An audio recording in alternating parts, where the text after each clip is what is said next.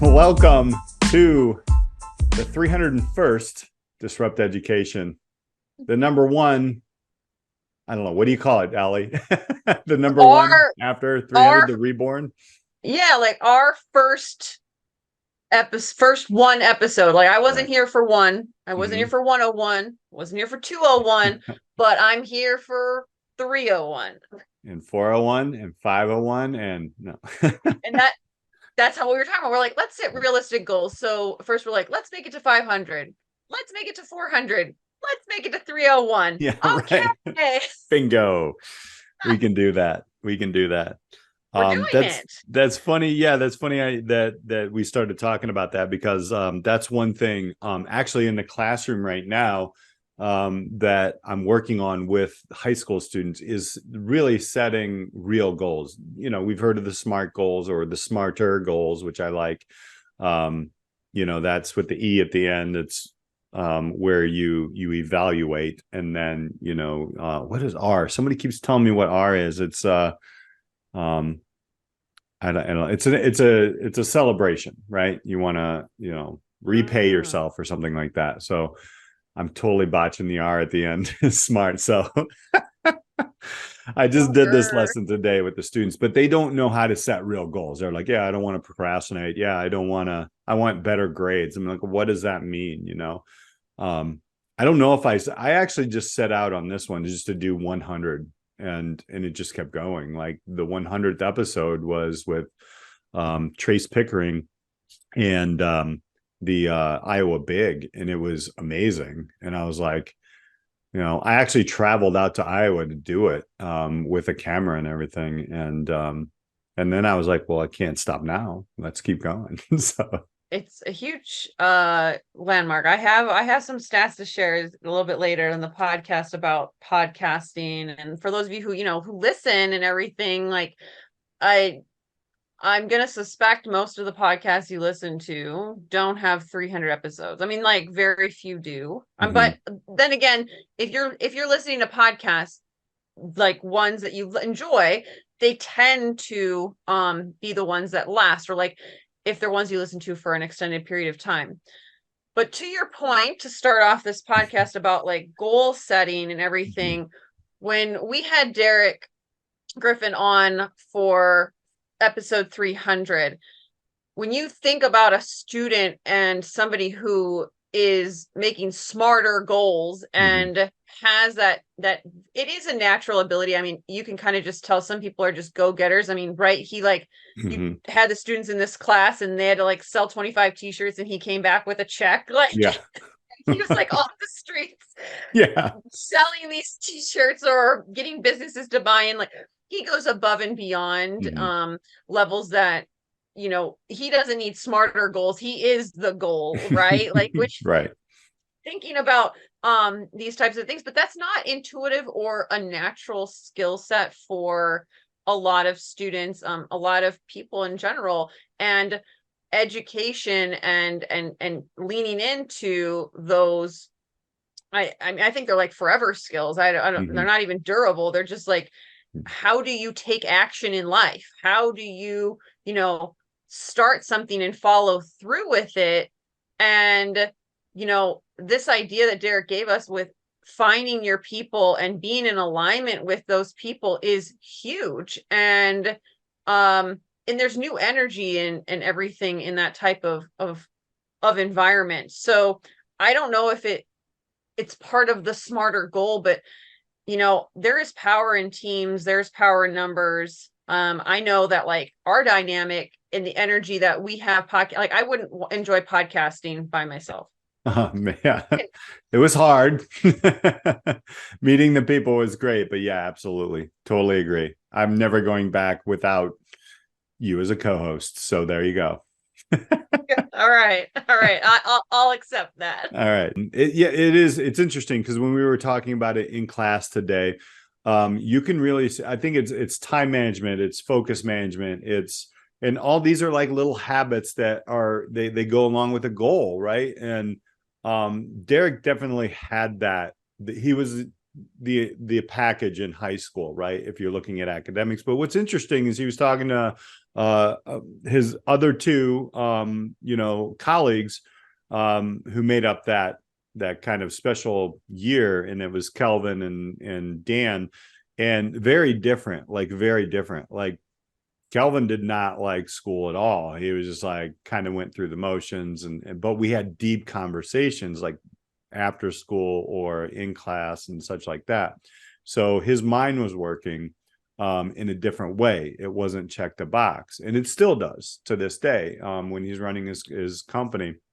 And then Dan was like, I'm going to fight this to the end. I'm going to punch the walls, man. Like, not in a bad way, not in like FU school or anything like that. It was like, you want to do something, you just go do it. Like, and it was like, oh my gosh. Like, and I think he was annoyed. He'll probably say this. He was annoyed by all the non-motivated people around him. And so I think that environment led him to creating his own environment after he graduated high school.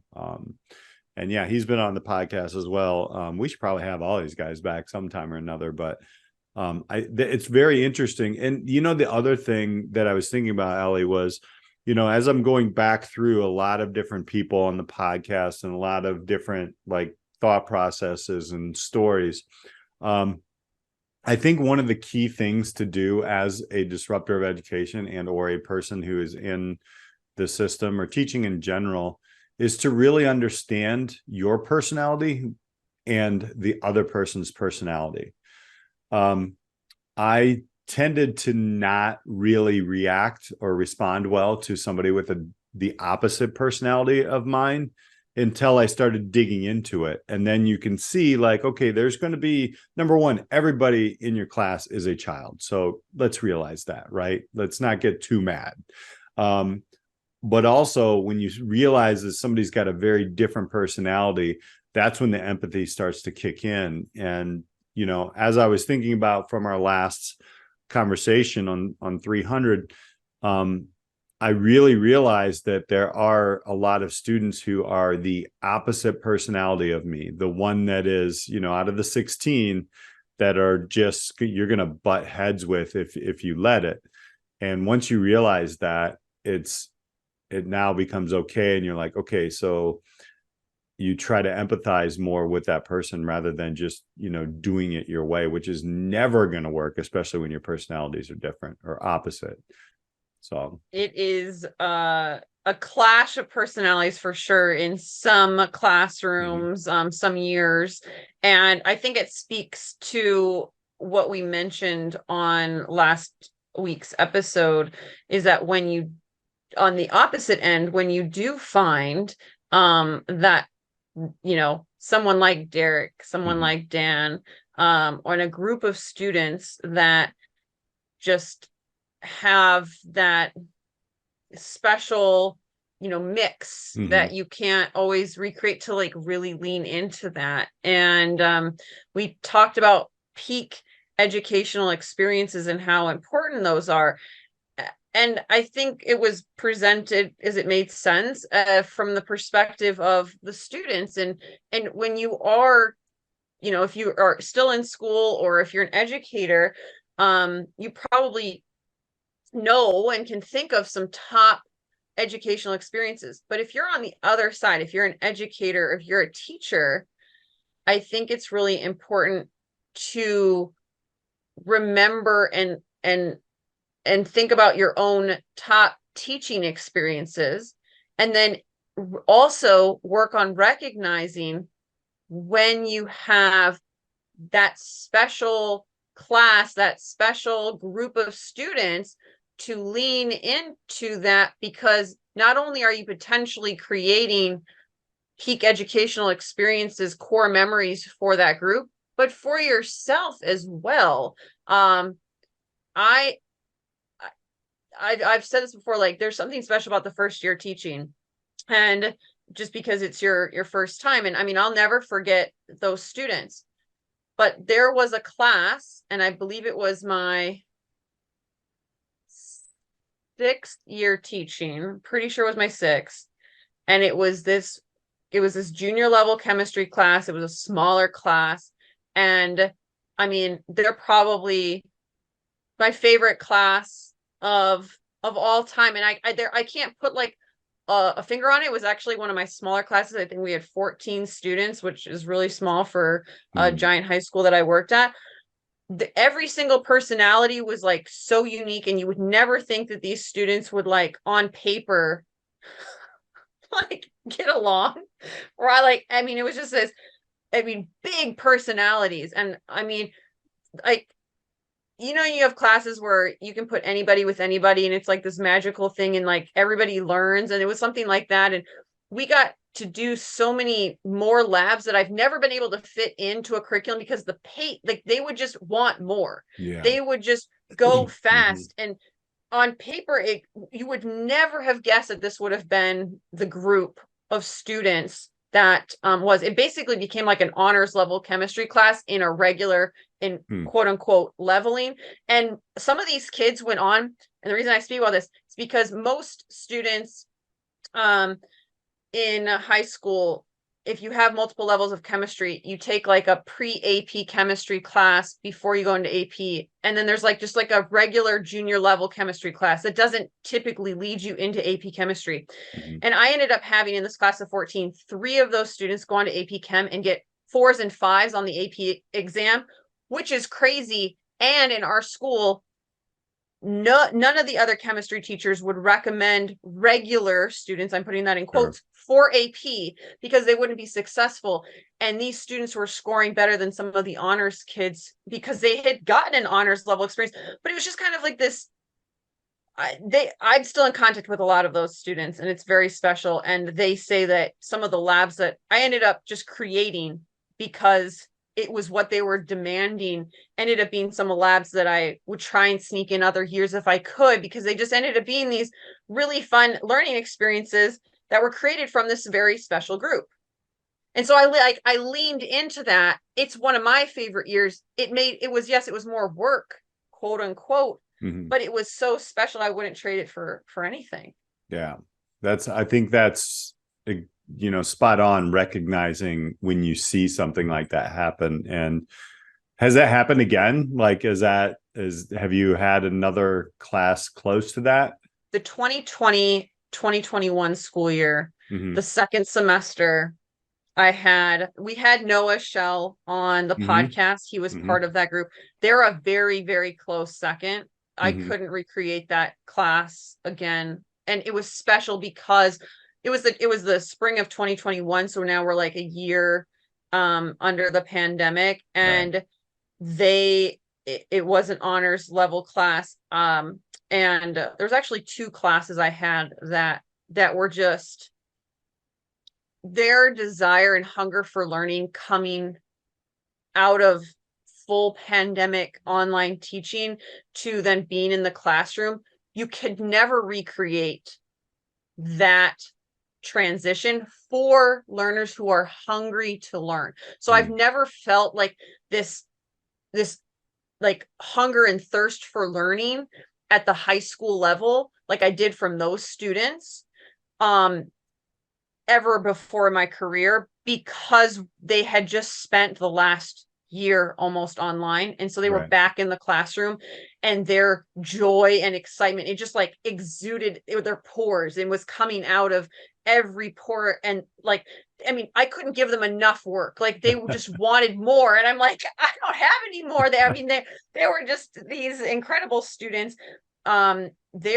A lot of them were part of the world. I think they got second place in the world's robotic tournament that goes on in like Florida. I mean, these kids are brilliant and just incredible. Noah, I don't know if he was on that robotics team, but a bunch of them were. And it's like, that was just a special year of students anyway. And I had like all of them in class. So a very close second for a totally different environment. That was, you know, you don't get those very often though. Yeah. Right. Have you had, besides your, 2016 year, it sounds, something close to that, like pre-podcast even? Right. Yeah, that was actually 2015. And then 2016 was when we started. But yeah, I'm trying to think, like, I mean, yeah, I think there are a couple of courses, not groups that were constantly thinking business. Um, it's hard to like to compare because Derek and his friends, that group would come in and they started the business club basically, and they actually they created things outside of the classroom while they were working inside of the classroom around business. So I have never seen anything like that before or since. But classes, I have seen classes where, like you said, you get a higher percentage of just straight up curious learners, right? And when you're curious, and they're not, like I said, they're not all the greatest students. They they don't take tests well. I don't. This is why I don't really do a lot of tests. I do a lot of projects in my classes. Um, but they just get going and they can juice up an entire class, right? And I think those were some of them that were amazing. Jake Weinberg, who was he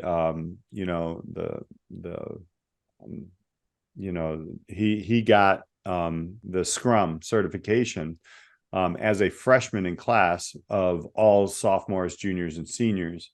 That class was also probably my top classroom, because what they did is we split up, and Daryl Allen, we call him Professor Daryl Allen, who came in and taught the kids who wanted to learn Scrum, project management. They got to do it. We took 8 kids to do it. And then the other half of the kids actually ran a business. And then the project managers came in after they learned project management, the basics of it, and consulted with each of the companies in the class.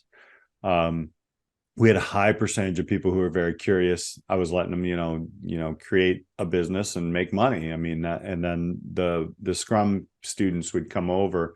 We had 2 kids out of that class actually become Scrum certified, PSM1 certified, which will get you at that time a $90,000 entry level job. And one was a freshman and one was a junior. So those are the things like we did. I would say that would be my close second. But when you realize that, you're just like, and that was actually my last year at Oak Park and River Forest High School. I was like, if you're going to go out, I'm going to try something so big. And Professor Daryl Allen came in, and we worked together, and he donated a lot of his time. And he came in and worked with the students a couple times a week, who wanted to be Scrum certified. Excellent educator. Yeah, that's, and then we just started building like different things here and there. But I've never seen anything that deep before. I still have students though who do some amazing things. I mean, we talked to, the last year's crew from Stag, with Gabby and Patrick.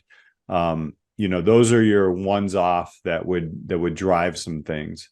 I'm still looking for that collegiality, those curious crew of kids. So I can think of at least a few students every year that really, they're just the students that they're the reason why you teach, and you lean into that, even if you have a challenging year schedule, etc., and whatnot. And but it is good to note that those experiences can happen for educators. And I think when we talk to our guests and our students, almost all of them that we talked to had either a mentor or an experience that disrupted their education, right? It was a tipping point. It was a shift, even if the class wasn't their favorite class or subject or whatnot, but like there was something more than the class that created that kind of transition. And we don't always know the impact. Like there could be students that we didn't necessarily connect with or had like opposite personalities when they were in our class, but they took some of those lessons that we didn't think they were taking, and it has transformed their life, and we won't necessarily hear about that. But to those listening to this podcast, if you have had, an educational experience with a teacher, with an educator of some kind, and you never let them know, I would encourage you to do that. And I think, those relationships 5, 10, 15 years later are so important. And for teachers, if you can, to try and reach out to past students and reconnect, because those conversations really do help on both sides of the coin. And hearing Derek talk about stuff that happened, 6, 7 years ago, or maybe even 8 years ago now, when he was in school, and how transformational those experiences have now kind of set up a trajectory for his mindset and future growth.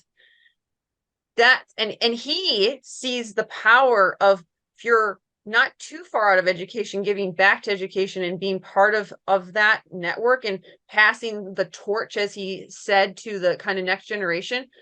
It really does fuel the fire, and it really does help move things forward. I think we can get stuck in stagnation when we're only in the daily routine of our life, and we aren't having those kind of deeper, richer conversations. That's why one of the things that I really love about the podcast is it keeps my perspective fresh on education. And just based on those that we talk about, the conversations and topics that we reflect on, and all of those pieces are helping to kind of break down the barriers that keeps education in a traditional model. Because as we noted with Derek, he wasn't necessarily in a super non-traditional school, but he had a couple, and then obviously grew into more of them, experiences that then exploded his growth. And it's just so important to recognize that it doesn't necessarily take a whole tearing down of a school building and starting everything new, which of course is awesome and great. And those people are really thinking outside of the box. By all means, that's what we love here. But it doesn't have to be this firework explosion of newness. It can be thoughtfully crafting one or two, real world connections that really hit home, really get kids to see the bigger picture in the topic that you're teaching, that can just totally transform everything. Yeah. And I wanted to I have this here, and I don't know if you can see that if you're on the YouTube channel. Wow. I don't know, have I talked about this? So this is a little, it's a brown kind of crystal stone heart, I guess. And it was on a keychain, so it fell off, but a young lady gave that to me, and at the end of my first year or second year, I think it was my second year at Stag. No, it was the end of my first year. And she didn't do well in my class. It was a first period career planning course, but she wrote me a note, and she basically was like, I really want to thank you, because every day I would come in and kind of shoot off a motivational quote or show a short YouTube or part of a TED talk or something. And that's what she took from it. And she wrote me this really nice note. This girl hardly ever said anything in class, and when she gave that to me at the end of the year, it was the last day, so I couldn't I just thank you for the gift and everything. And but that is what that helped me realize is, as educators, we have so much pressure to get these kids to a certain grade, and sometimes we forget that, the grade doesn't really matter to some kids. And as a matter of fact, it's mattering less and less. It becomes now, how can I grow your confidence? How can I grow, how can I basically be the best that I can be for everybody in this classroom? And so I actually carry this every day. It's in my pocket, and I show students that, and I'm like, look, how much you put into this is how much you're going to get out of it. You know, I'm not going to chase you down if you're getting a C minus, like but I will tell you, I believe in you, and I'm going to give you every opportunity to do the best that you can do. And that kind of came from that. And I always keep my notes, like my desk right now. Thank goodness you guys can't see it on the YouTube. It's a little messy, as every beginning of the school year is, but I keep notes, and the hardest, darkest days where, you know, it's just tough, I go back in and I read those. And I also go back to podcasts that we've done and what I've done before. And I show students parts of those podcasts as well. And they're their peers at the same time. And, you know, can you teach motivate? Let's go back to Patrick. Can you teach motivation in high school? No. And, you know, like our students, when they see that, they're just like, oh, like a light bulb will come on with some of them, because, you know, they got to understand at that point, you know, and I'm talking secondary again, you have to be your own, you have to be accountable. Like, and the schools are going to do everything possible to get your grade up because they want, you know, we talked about the tax dollars and all that stuff and the rankings, blah, blah, blah. But when you tell a student the reality of it, they get it. And I think that's what those things represent. So I'm just going to bounce off of what you said there, Alli. Like, I mean, anybody listening, like if you still have somebody like, you know, like you just send off an email, send off a hey on Facebook or whatever, and say, hey, you know, I just remember this in your class and thank you. You know, it really does make a difference. And having these conversations like we do, anybody can, you don't have to have a podcast. And I'm going to go back to that too. You can just, you know what? I guarantee you, if you put something out there, and this is for the older teachers who are on like Facebook, and say, or even on Instagram, look, I am looking for something here, a little help. Can you help me out? It always happens where you're going to get comments from previous students. You may not get 100, but you'll get a couple, and then you just start the conversation. It's that easy. And they're going to tell you, you know, they're going to tell you what you did the greatest, right? No one's going to get online and say you sucked. Well, maybe, I don't know. Well, you're probably not, those voices probably aren't going to find you, but 100%. unless you're, you know, super viral, and then, Right. well, bring on the hate, I guess. Yeah. That's what happens apparently at that level, which we don't want that. So what I wanted to share, so on episode 300, I was like, look, I don't have the exact stats about podcast success rates, and I'm gonna like asterisk all of these stats were from like podcasting websites, a Google search. I noticed some general trends. Don't hold any of these numbers as like the number, but in general, because they're always changing, right? That's just my little like legalese, you know, let's not be crazy here on the podcast with numbers. But I wanted to illuminate for those who are our regular listeners and who have been with the podcast for 1, 10, 100 episodes. And if you have been like a really long-term listener, like, please let us know. I would personally love to know. Reach out on any platform, find us, and let us know what you enjoy about it, because obviously that we like that feedback. But if you are a listener of podcasts, you may not know how many podcasts are out there, how successful, like or like how long it takes for podcasts to kind of like settle into a percentage wise. So let's just go with, there's like millions, some say like over 3 million podcasts, around, like somewhere I saw 2.5 to 3.5 million podcasts listed on Apple Podcasts. Okay, so there's a lot, but only about 500,000 are active, meaning they are putting out semi-regular content. So that's like a huge decrease in, okay, cool, there's like maybe 1 million of those podcasts put out an episode and then nothing more, right? So you've got a quarter of them at most maybe are active. Okay. Then of the active ones, about only 44% have less than 3 episodes. Wow. Okay. Wow. Right. This is where I was trying to get at yesterday, or like last week's episode, right? Which was like, it's really not that many to have like even like a few episodes, let alone 100, let alone 300. Okay. Now, only 10% of podcasts of the active ones have over 100 episodes. So we're looking at like 45,000 now. Only, this is, again, I don't know like the full statistics on this, but it says only 156,000 podcasts release a weekly episode. Okay.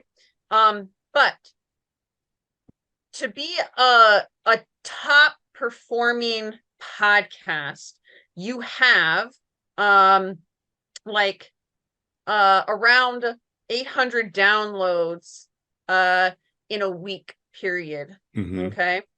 And that puts you in the top 5%.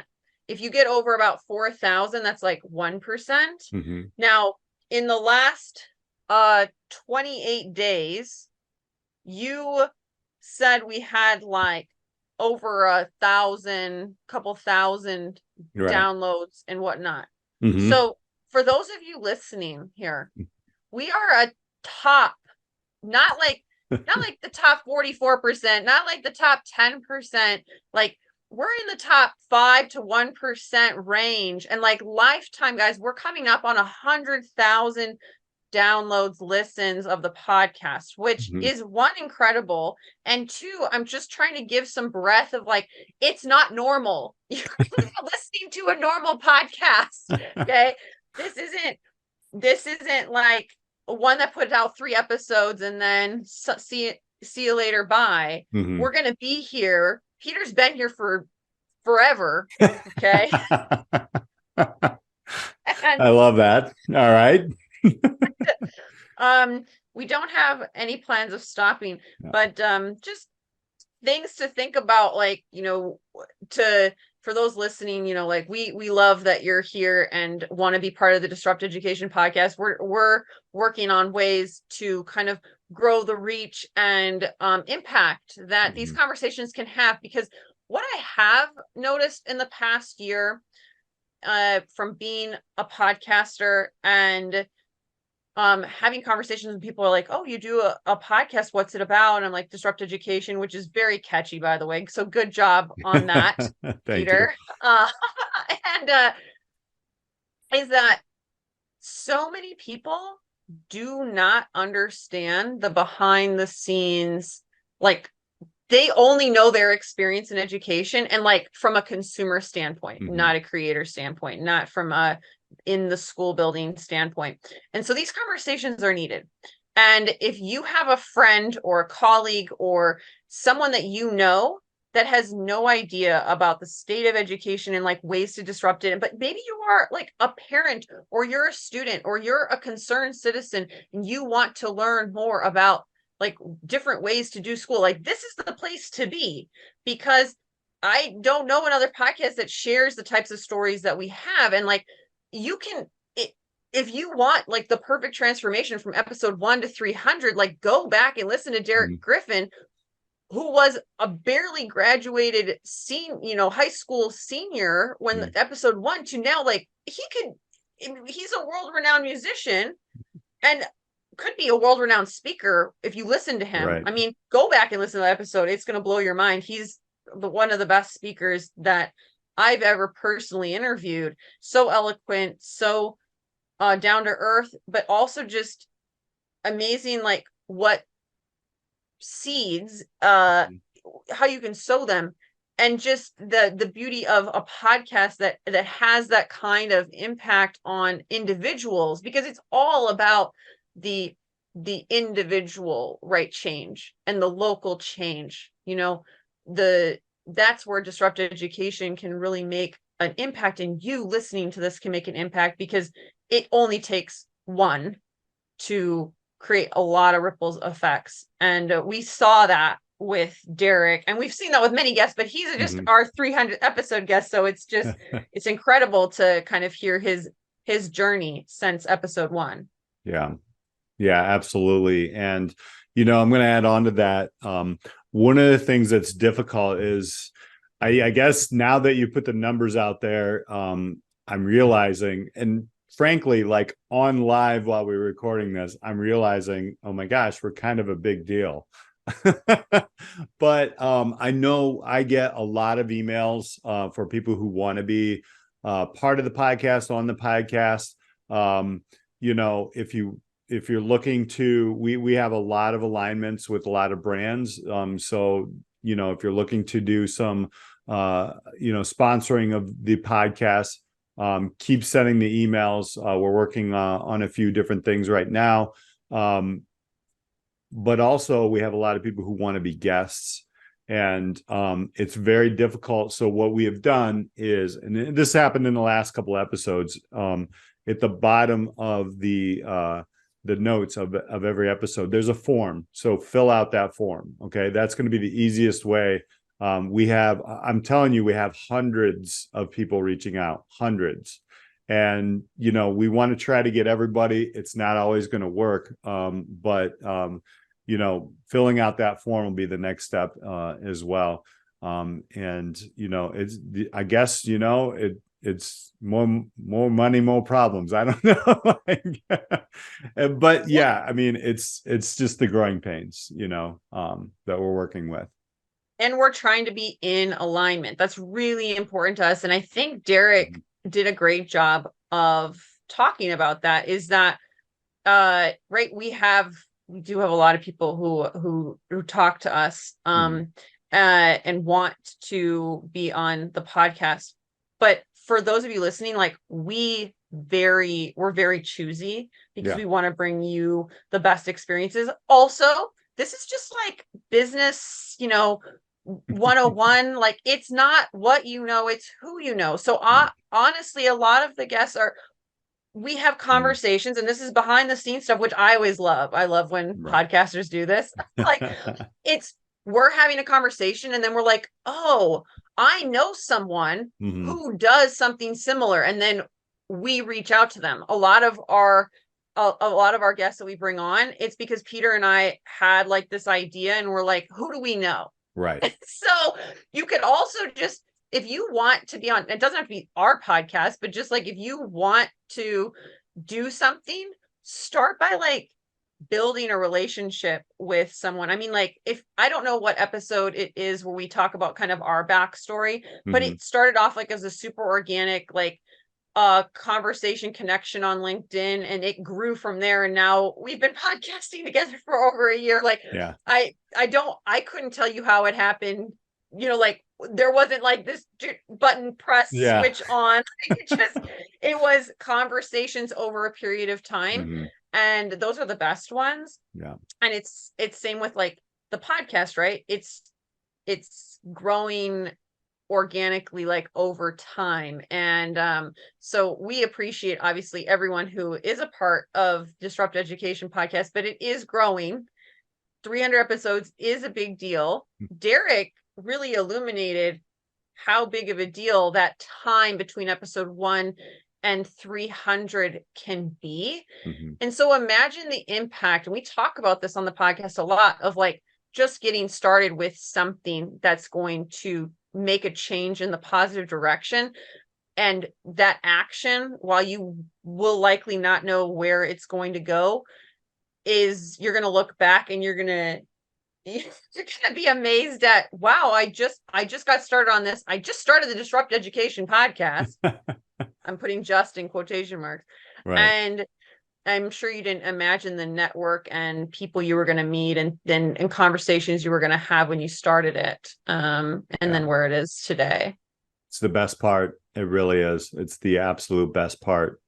And, we go into the next 100, and, Alli has brought so much. We've talked, we've got some ideas. We got some concepts. I'm just going to kind of throw this little out there, that Alli just subbed at a school the first time since you left the full-time teaching position. There's a conversation. Trust me on that one. There's a lot of things that we're going to be talking about that are top of mind. And stick around because we're going. And again, just thank you everyone for the support, for listening. We're closing in on 100,000 download. I mean, it's big time stuff. And 301. Well, we did it. So our next goal is 302, which we already have a guest. So, but we're gonna make it. Yes, we're gonna make it. So thank you all. Really appreciate you all. And again, if you have any questions or anything, drop us a line. But also, if you want to be a guest or know of somebody, fill out that form. Can't promise you anything, but we can try. So, but we're going to continue to disrupt education. So for Alli Privitt, I'm Peter Hostrawser. Thank you all so much. 302 is next. We'll be getting it. Thank you so much for joining us on this week's episode of the Disrupt Education Podcast. Be sure to like and subscribe so you never miss an episode. Are you ready to disrupt the educational arena you're a part of? For more ways to get involved in the work we do here at Disrupt Education, check us out at disrupteducation.co or find us on LinkedIn at Peter Hostrawser or Alli Privitt. Our mission here is to help facilitate and amplify changes in the educational system through local initiatives and help you scale them into community movements. Our building network of disruptors in education are working to move beyond scores and grades as the only measure for student learning. If your school district, college, campus, or organization is looking for facilitators of this work, reach out on our website or social media. And if you have any thoughts or feedback on this week's episode or any episode, we'd love to hear from you. Until next time, keep pushing the boundaries, taking risks, and most importantly, disrupting education.